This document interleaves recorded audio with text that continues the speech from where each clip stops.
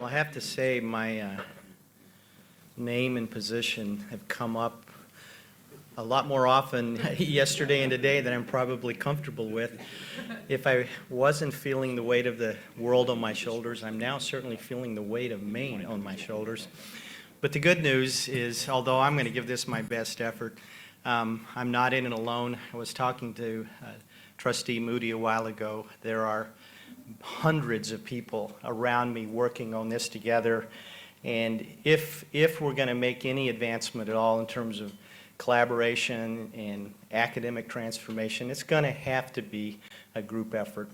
And you're going to hear a lot of initiatives here, and seriously, there are hundreds of people involved in all of these efforts.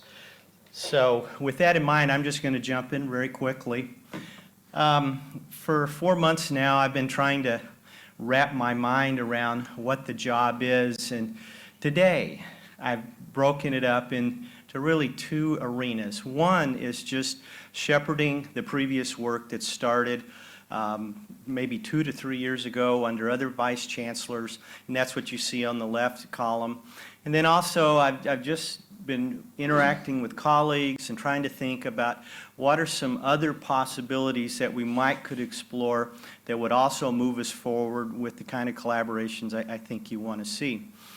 So I'm going to probably spend a little more time on that right column, but you know, none of this work means anything unless at the end of the day, somewhere, and that might be months from now, it could be years from now, we're starting to see meaningful results come out of this.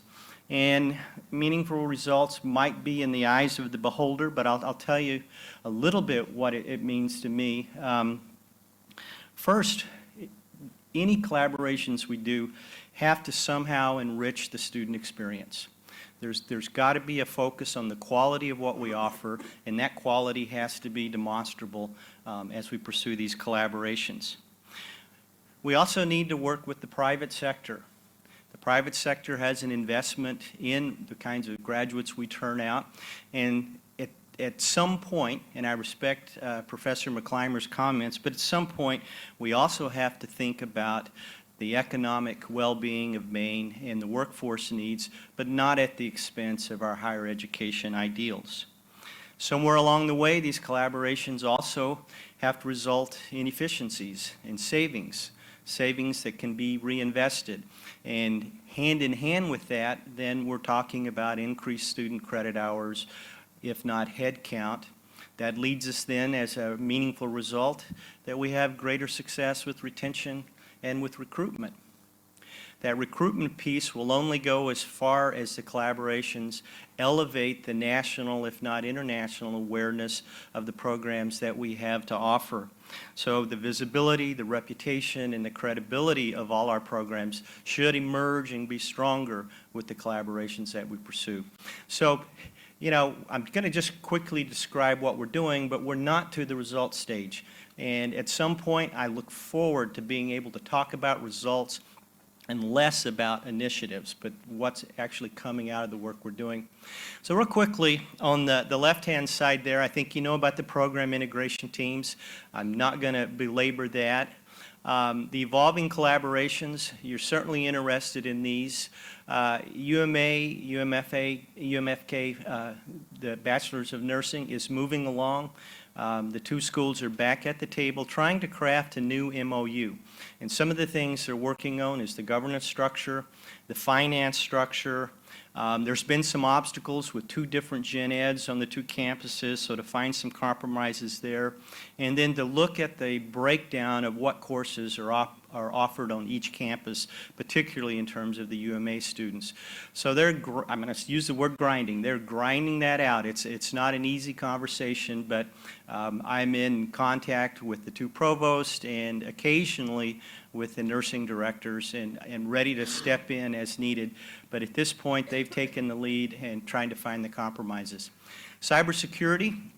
I'm not sure if you know this, but we made some commitments to cybersecurity that allowed them to accept some grants, to move forward with grants. Ray Albert came to the Chief Academic Officers meeting 2 weeks ago and discussed with us the idea of a center There's been other conversations around that because the term cluster, it's a cybersecurity cluster. Cluster is not a term that has much academic standing. It's hard to really go speak outside the university with any credibility. So the CAOs gave that cluster the go-ahead to begin to prepare an intent to plan for a center. So we'll see where that goes in the next couple of months. And then lastly, we've encouraged that cluster to think about a master's and to start doing some preliminary programming in that area. I think you've heard enough about the MBA today, so I won't say any more about that at this point. We're still trying to move that forward. Unified Online. I have had my first icebreaker meeting with the full group. I've had one-on-ones with most of the folks on the campuses about their thoughts and worries about Unified Online. Another meeting will be coming together in the next couple of weeks to begin for me to coalesce everything I've heard and try to craft a strategy forward. Student success, you know a lot about that. That's primarily the Education Advisory Board initiative, the EAB, and a lot of what Rose is doing there. Early college is going to take a new focus. It's been ongoing for quite some time, but now with the anticipated money from the state, that's going to be a larger part of the portfolio that I have in terms of how to grow the numbers, but at the same time ensure the oversight and that we can meet NACEP standards. Portfolio review and mission differentiation, I'm going to defer for a minute because they come back to one of the new initiatives that I'll talk about. So, on the right-hand side of this slide, Program Innovation Fund. You know about that. Proposals are due March 21st, so I'm just chomping at the bit to see what we get. You've heard a lot. In fact, you've spoken eloquently in the last 2 days about the need for a robust data structure. That includes architecture and the governance of data. That governance piece you can't ignore. We have some new collaborations that are moving forward. One is in spatial technology, this GIS. A large group of individuals met in December, and by large group I mean probably 60 to 80 people. This Friday I meet with the faculty that are involved in GIS and all the campuses. And while we've had 6 campuses that have been collaborating kind of under the radar, it's probably time to get them on the radar, if not above the radar, and get all our campuses together because we have great strengths here. And I think if we pull it together, this is a place where it can become a signature area for the university. Emergency management planning, I'm delighted that thus far 17 people from different campuses have expressed interest. I think the meeting to try to see if we can move forward with that is scheduled for the first week of March. Another area that I've talked about a couple of times with you are these administrative program integration teams, and those are moving forward. You know, it might have been a bold statement, it might have been an ill-advised statement, but I think all our collaborations are probably doomed to failure unless we work out some of these administrative pieces, and it starts with the money. In fact, I have been in more than one meeting where somebody has said, well, it's all about the money. Why would we make concessions when we don't know what the financial impact is? So fortunately, with Ryan Lowe's help, and Ryan, I really appreciate your willingness to jump in here and the work that you've been doing with the unified budget piece, we're kicking off this financial program integration team. The invitations to all of the participants have gone out. Those are due back with hopefully with an affirmation by Friday, and we'll kick that team off immediately. You can see at the bottom of the slide what the charge is. It's a threefold charge. One is to come up with a consistent tuition structure for collaborative and online programs. We're not talking about the tuition structures across the campuses, but just for these programs. That doesn't mean at the end of the day they will all cost the same, but at least we have a starting point, an initial framework, and then if there are other costs, we'll talk about things like differential tuition or program fees. But the last thing I want to see is 60 collaborations all being handled differently financially. Another piece of this, and this is where the heart of the matter is, particularly for administrators, and I think some faculty, they want to know the return back to them, and this is a revenue sharing piece. And I put revenue here, but it's more than revenue. These collaborations at some point should result in cost savings. We need to talk about how to share those savings as well. That's part of why we're doing this. And then lastly, for students, the array of course and program fees and their definitions gets very confusing, especially when a student or a parent was looking at billing. So the team will take a look at those things, but again, only with respect to collaborative and online programs. So if we can make some headway on this, this will go a long way, I think, in terms of allaying some of the fears that are out there with respect to collaborative programming. We have a very aggressive deadline. I gulp when I say this, but it is at the end of May of this year to try to finish that work. So we can take care of the financial issues, I hope. It is not going to be easy. People have been wishing me luck everywhere on that. But, you know, even if we take care of the financial pieces, we're still going to struggle unless it's easy for students. So we've got to have a program integration team working on the barriers that students encounter. At this point, Rosa has agreed to chair that team. I've got 12 nominees. I'm seeking some other nominees to add to this team. I expect this week the invitations will go out, and the charge to that group is really twofold.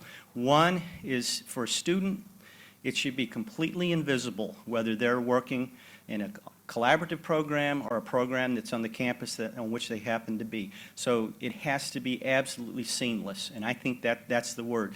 Seamless enrollment and seamless recruitment, retention efforts, etc. So Rosa and I will get that kicked off immediately. There are some other teams, one of which I will pull together, which will simply be the librarians from the campuses to work on the library resources that students have available to them. We can't have students in the same program or in the same course and have differential access to materials that would allow them to be successful. I'm certain that's easy to do, but I'm sure it's not cheap to do. But we'll see if we can't figure that out and know what the cost is, and then we can consider what some of the solutions are.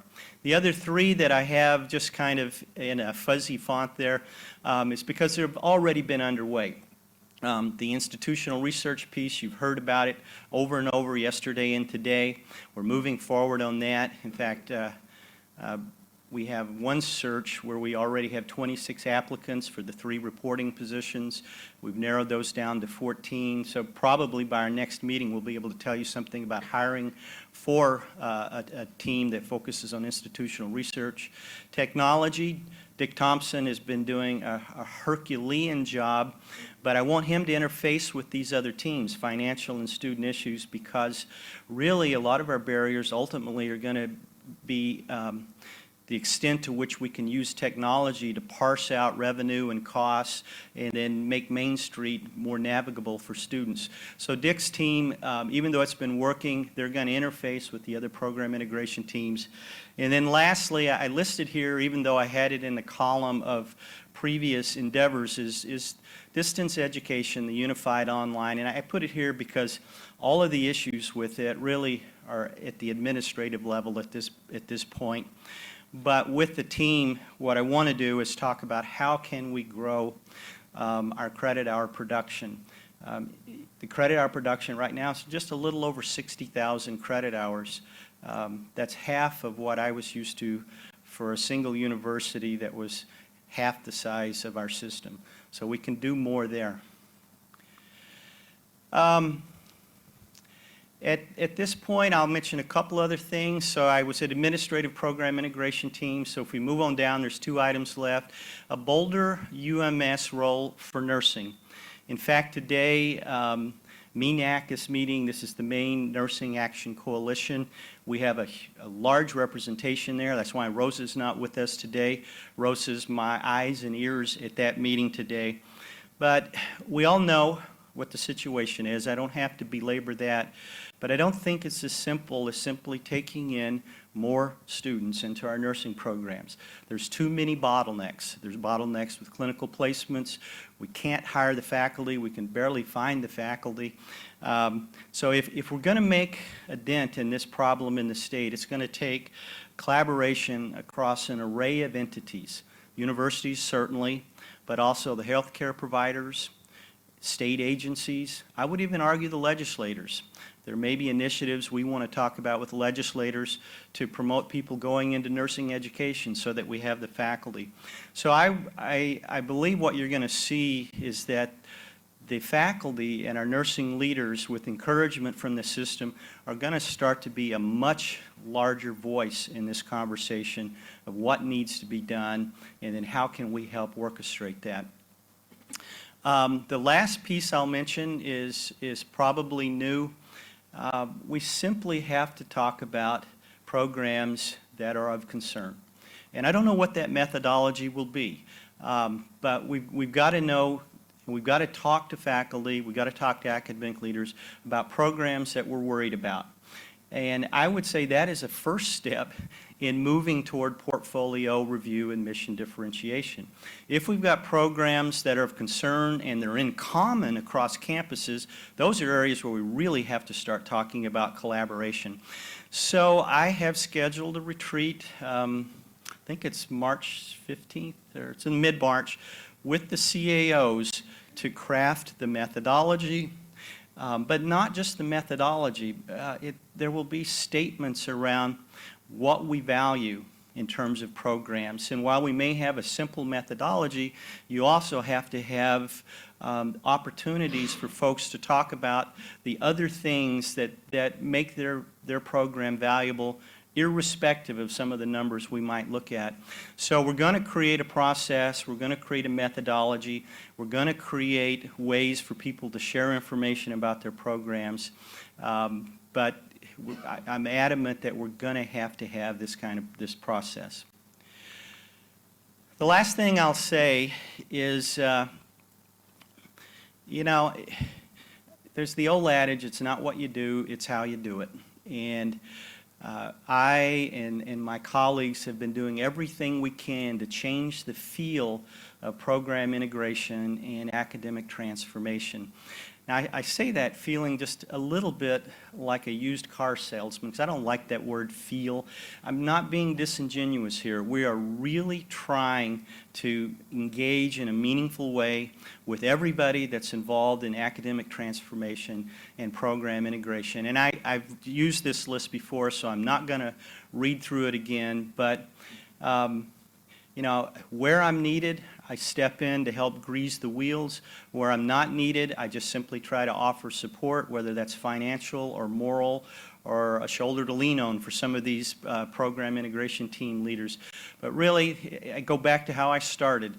We're all in this together, and we got to recognize that the faculty and the academic administrators have to be meaningful participants.